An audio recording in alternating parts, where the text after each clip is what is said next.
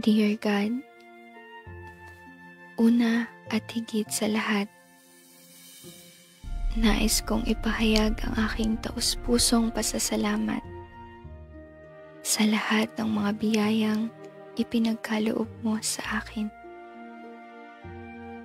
O Diyos ko, sa bawat araw, nakikita ko ang aking sarili na may utang na loob sa iyo at hindi ko mapigilang magkasala.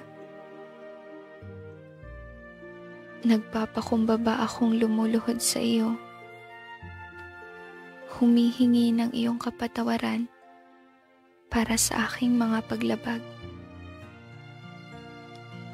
Naway gabayan mo ang aking pang-araw-araw na buhay at pahintulutan mo akong makalakad ayon sa iyong kalooban. O Diyos ko, ang buhay ko ay sa iyo at isinusuko ko po ang lahat sa iyo. Pakiusap, linisin mo po ang aking mga iniisip at kaluluwa at pagalingin ang aking mga kalungkutan at pasakit.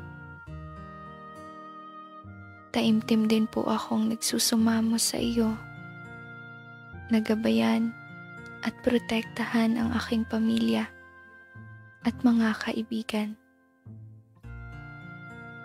Naway pamunuan mo sila sa kanilang buhay at tiyakin ang kanilang kaligtasan. Ako at ang aking mga mahal sa buhay ay nagpapasalamat sa iyo magpakailanman.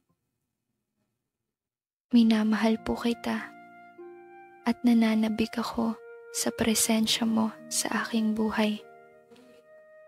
Amen.